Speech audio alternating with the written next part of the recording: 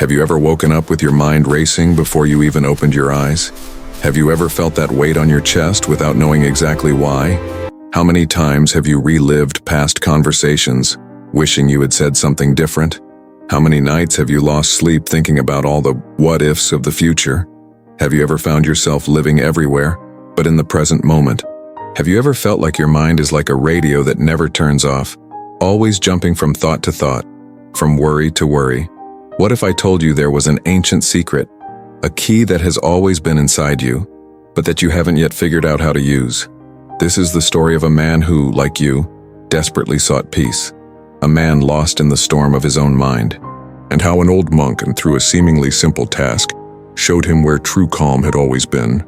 Prepare your heart, take a deep breath, and come with me, in the vast plains of the interior, where the sky meets the earth in an infinite horizon, where the golden fields dance with the wind and silence has a voice.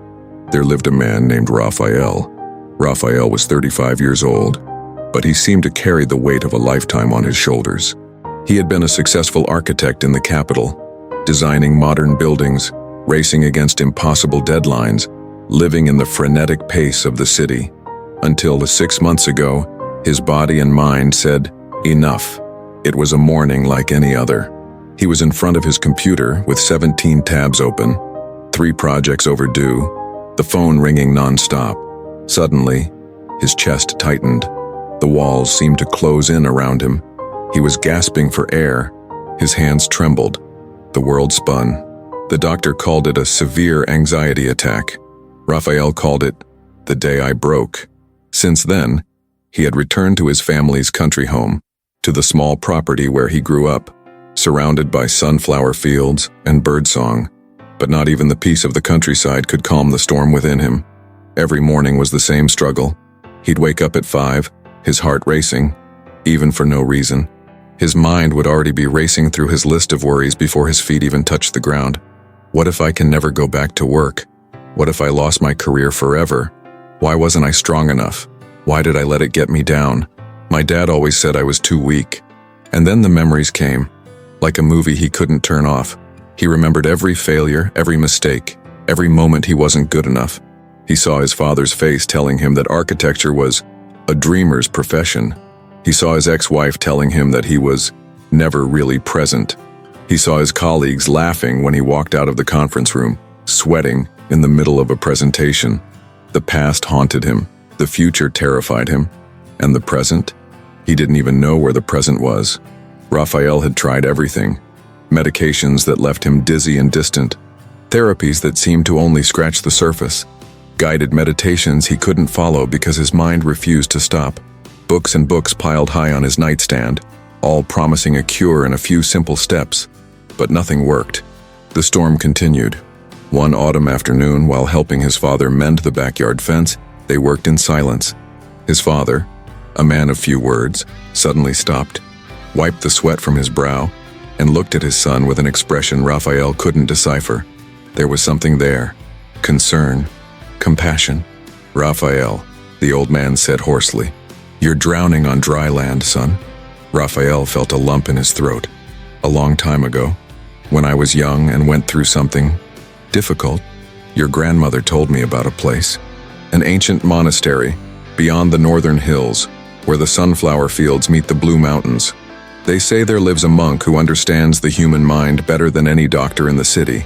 Rafael looked at his father in surprise. His father never talked about things like that. He was a practical man of quiet faith. He was a psychiatrist, studied at famous universities, and helped hundreds of people. But one day, he left everything behind. Money, fame, the city. He said he had discovered something the books didn't teach. He went to the mountains, built a small monastery with his own hands, and has lived there ever since, in prayer and silence. "Why are you telling me this, Dad?" The old man placed his hand on his son's shoulder, a rare gesture of affection. "Because I see you losing yourself, son, and I don't know how to help you. But maybe this man does." That night, Rafael stood on the porch, gazing at the stars. It was so quiet outside, but so loud inside. He felt something he hadn't felt in months. It wasn't exactly hope. He was afraid of hoping and being disappointed again. It was more like possibility, a door ajar in the middle of a solid wall. "I have to try," he whispered to the stars. "I can't live like this anymore." At dawn, water, Rafael packed a small backpack, homemade bread his mother insisted on making the night before, and a thick coat. His mother hugged him tightly, tears in her eyes, and whispered in his ear, "Go with an open heart, my son. Sometimes what we seek is not what we find, but it is always what we need." The walk would be long, 2 full days through fields and hills. Rafael began walking while the sun was still just a promise on the horizon. Dew covered everything like liquid diamonds. The air was fresh, clean, with that scent of earth and life that only the countryside possesses. For the first few miles, his mind did exactly what it always did. It raced. "Why am I doing this? This is ridiculous. A monk isn't going to solve my problems.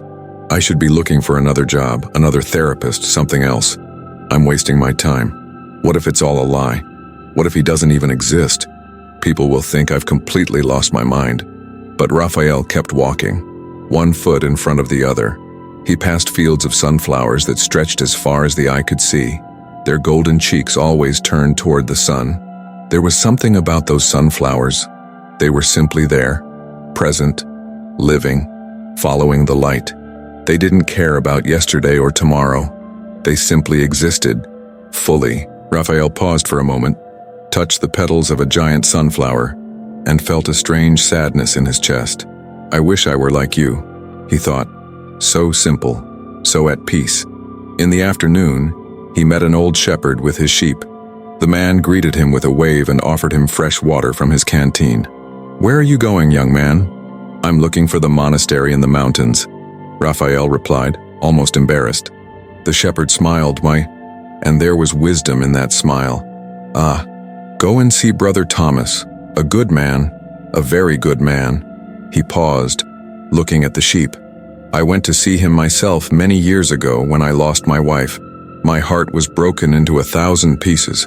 I thought I would never recover." "And he helped you?" Rafael asked, with an urgency in his voice that surprised him. "It helped, but not in the way I expected."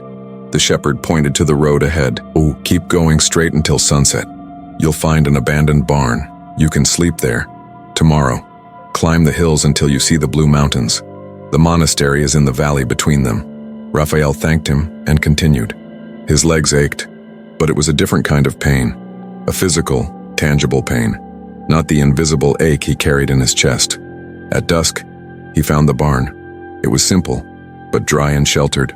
He ate his bread, drank water, and lay down on the hay.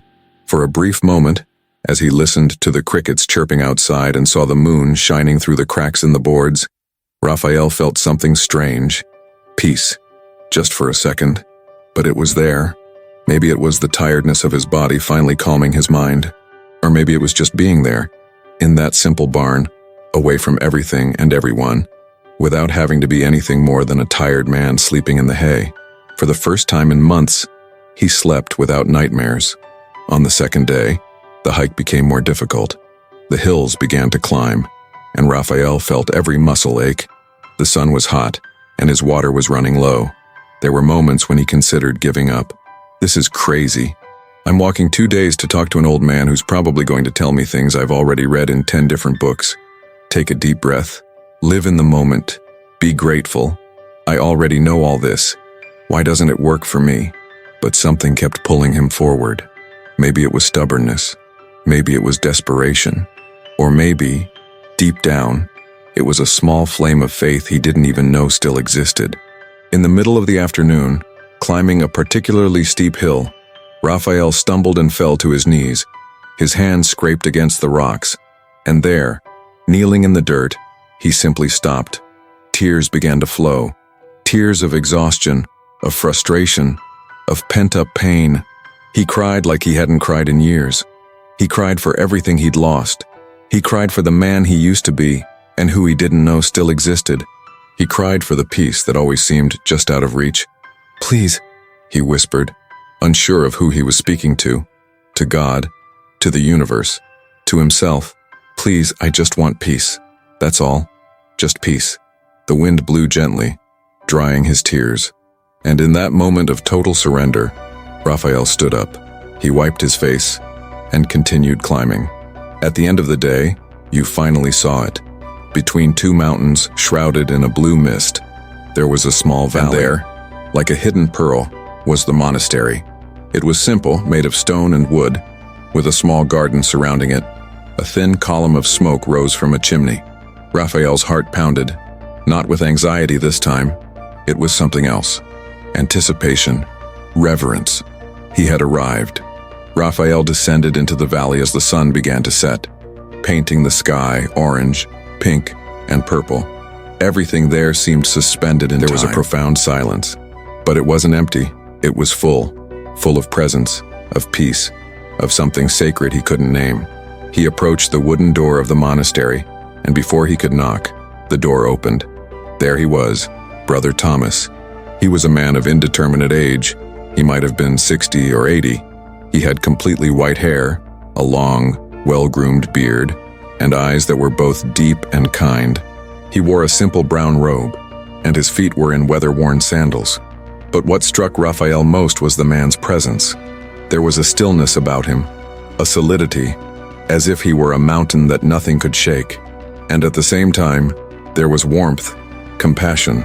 "Rafael," the monk said in a soft but clear voice. It wasn't a question. It was an acknowledgement. "How do you know my name?" Rafael asked, surprised. The monk smiled gently. "Your father sent me a message through a traveler 3 days ago. He told me about you, and he said that if you came, it was because you were truly ready. Ready for what? To stop running away, to finally look inside." Rafael felt a shiver run down his spine. It was as if the man could see right through him, see all the mess, all the fear, all the pain he carried. "Come in," said the monk. "You must be tired from your journey." The monastery's interior was as simple as its exterior. A main room with a wooden table, a few chairs and shelves filled with old books. A small kitchen sat in a corner, and in the center of the room, something that immediately caught Rafael's eye, a stone fireplace where a small but steady fire burned. The monk offered hot tea and bread. They sat in silence for a few minutes, the only sound the crackling of the flames and the wind outside. Finally, Rafael broke the silence. The words came out in a torrent, as if they had been pent up for a long time. "Brother Thomas, my mind never stops, ever. For as long as I can remember, it's been racing, always worrying, always reliving the past or dreading the future. I've tried everything: medicine, therapy, meditation, exercise. Nothing works. I feel trapped inside my own head, and I don't know how to get out. I just wanted a moment of peace, a moment when my mind would just stop." The monk listened with complete attention. He didn't interrupt. He didn't judge. He simply listened, his gentle eyes fixed on Rafael. When Rafael finished, there were tears on his face again. He felt vulnerable, naked, but there was also a strange relief in finally saying it all out loud to someone who seemed to truly understand. The monk took a deep breath and said, "Rafael, you carry a storm inside you, but it's not the storm that's the problem. It's the fight against it. You've been fighting your own mind for so long that you've forgotten there's another way." "What way?" "Don't fight. Just observe. Be present." Rafael felt frustration rising. "But I've already tried that. I've read about mindfulness and lying about paying full attention, about living in the present moment, but my mind can't stop long enough to do it." The monk smiled, but there was no judgment in that smile. There was understanding. "I see. And that's exactly why you're here. Because reading about swimming isn't the same as diving into the water. I'm going to give you a task. It seems simple, but it isn't. And if you can complete it, you'll have your answer." "What task?" The monk rose and went to the fireplace. Carefully, he picked up a small, unlit white candle and lit it from the fire. Then he placed it in a simple metal candlestick and handed it to Rafael. "Do you see that hill north of here? It has an ancient oak tree on top. You can see it from here." Rafael looked out the window. In the twilight, he could see the silhouette of a large tree against the sky. "I see. You will walk there with this candle lit, and you will stand there silently, just watching the flame until the sun rises. But there is one rule: the flame cannot go out. If it goes out, you come back, and we start again. Rafael looked at the small flame dancing on the wick. He looked at the door, where he could feel the wind blowing in. He looked back at the monk. But what if the wind goes out? What if I can't? Then, the monk said with that unshakable calm, "You will discover for yourself what you are trying to learn. I cannot give you the answer, Rafael. You must find it. The journey thus far was only the beginning. The real journey begins now." Rafael held the candlestick with both hands. The small flame flickered, fragile, delicate. His heart pounded. "Go now," the monk said gently. "And remember, don't force anything. Just observe. Just be present. The flame will teach you." Rafael walked toward the door. Each step was measured, careful. He opened the door slowly, and immediately felt the night wind. The flame danced dangerously, almost extinguishing. His whole body tensed. The first thought came as a scream. "I'm going to fail. I can't make it. The wind is too strong." But then he remembered the monk's words. "Just watch." Rafael stood at the door, shielding the sail with his body, waiting. He observed the pattern of the wind. It wasn't constant, it came in gusts, with pauses in between.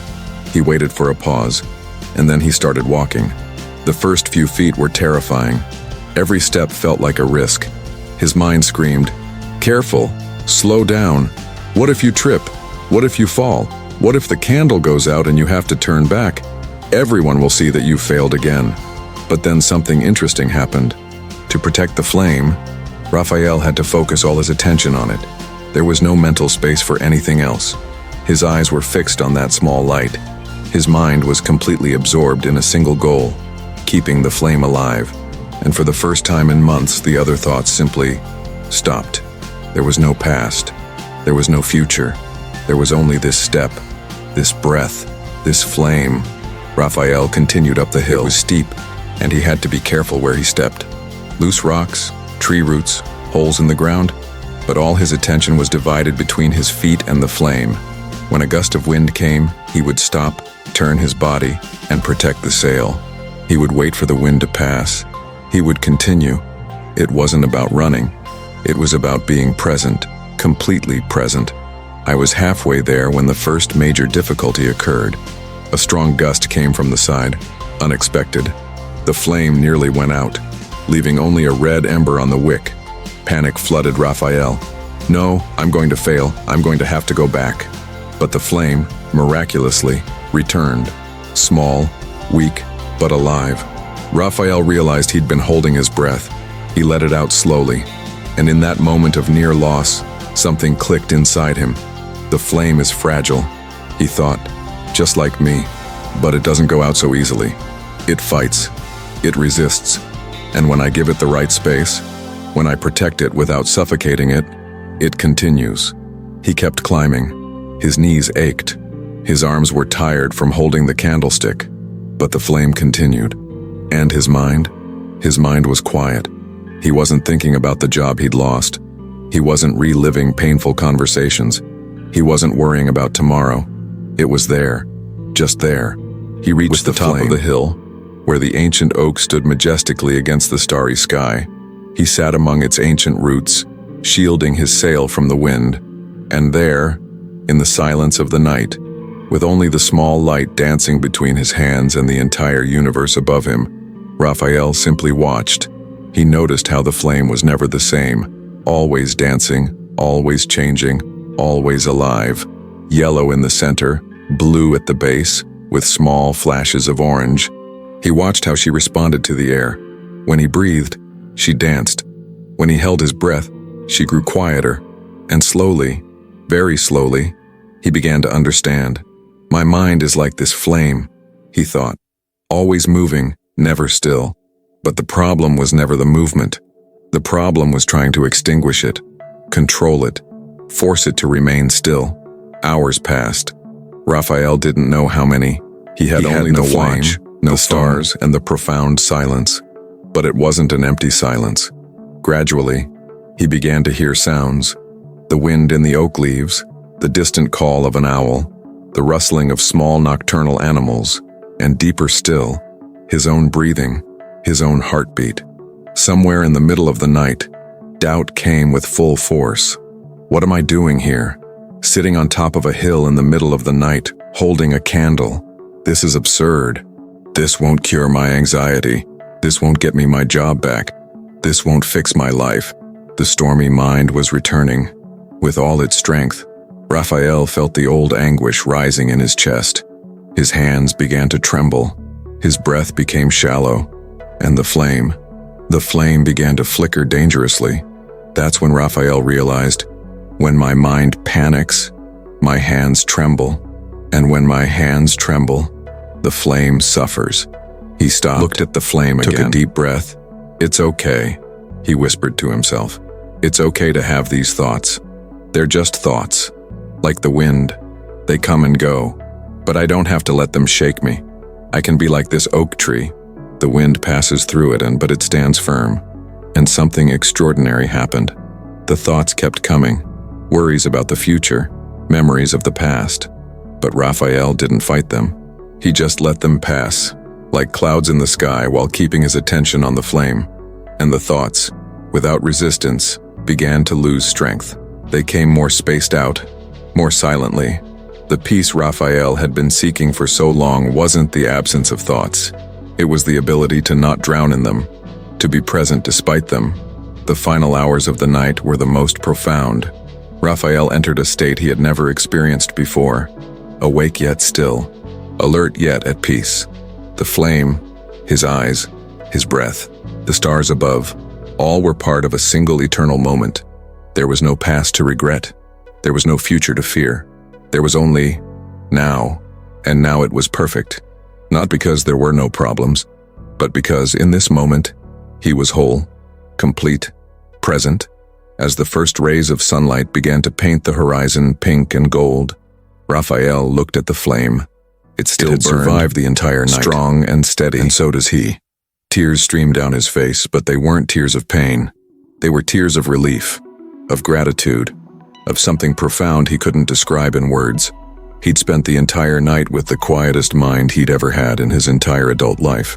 Not because he forced it, not because he fought it, but because you finally learned to just be. Rafael walked down the hill as the sun rose, illuminating everything with a magical golden light. He still held the candle, now just a small wick, but still lit.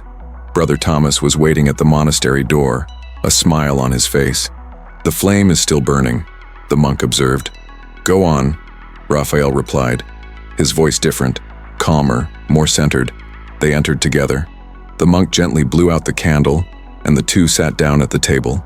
"So," said the monk, "what have you learned?" Rafael took a deep breath, organizing his thoughts. No, not organizing, just letting the words come. "I learned that all my life, I've tried to make my mind stop. I've tried to force it to be quiet, to not think, to not worry. It was like trying to shut out the wind. And the more I fought, the more desperate I became." The monk nodded, encouraging him to continue. "But last night, with the candle, I couldn't fight it. I couldn't force anything. I could only be present, tend to the flame. And when I did that, when my attention was completely in the present moment, the other thoughts simply lost their power." Continue. "They still came. Worries, fears, memories. But it was like the wind you mentioned. They passed. When I didn't resist, when I just let them be at peace even with them, they didn't overwhelm me." Rafael paused, feeling the profound truth of what he was saying. Peace was never about making my mind stop. It was about learning to be present despite it. It was about letting go of the fight. The monk smiled, and there was pride in that smile, like a teacher seeing his student finally understand. "Rafael, you spent years building an internal storm, feeding it with struggle, resistance, fear of fear itself. And the more you fought, the stronger the storm grew." The monk got up and went to the window, looking at the hill where Rafael had spent the night. "But last night, you discovered the secret that all wise men throughout history have discovered. You can't control the wind, but you can learn to dance with it. You can't control your thoughts, but you can choose not to drown in them. When your attention was on the flame, you were in the present moment. And in the present moment, this very moment, right now, there is never a crisis. The crisis is always in the stories we tell about the past or the worries we project into the future. Rafael felt those words echo in his chest. But Brother Thomas, he said vulnerably, I still have real problems. I still need to find work. I still need to rebuild my life. How do I do that if I'm just in the present moment? The monk turned and smiled. Atavrio, my son, you haven't misunderstood, but you haven't yet fully understood. Being in the present moment doesn't mean not making plans or not solving problems. It means doing these things without being consumed by them. You can plan for the future by being present. You can learn from the past by being present. The difference is that now you are not living in the past or the future. You are here now taking the next necessary action. The monk picked up the burnt candle and held it gently. This candle taught you everything. You didn't think about the whole hill at once. You took one step at a time. When the wind came, you stopped. When it passed, you kept going. You didn't worry about whether you could reach the top. You just walked, step by step, breath by breath, moment by moment. That's how you rebuild a life, Rafael. Not by thinking about the whole mountain, but by taking the next step, and the next, and the next. Rafael felt something loosen inside him, as if an ancient, heavy chain had finally broken. What if the difficult thoughts come back? He asked, because he knew they would. And they will return, the monk confirmed. But now you know the secret. Don't fight them. Don't run from them. Just watch them. As you watch the flame, let them come, let them go. And keep your attention on what you can do now, in this moment. The flame has shown you. You are stronger than you think. And the peace you seek is not somewhere far away, waiting to be found. It is here, now. It has always been. You just needed to stop looking and start being. Rafael stayed 2 more days at the monastery, not because he needed more teachings, but because he wanted to practice what he had learned. He helped the monk in the garden, planting seeds and pulling weeds. Simple tasks, but he did each one with complete attention. When he plowed the land, he plowed the land. When he watered the plants, he watered the plants.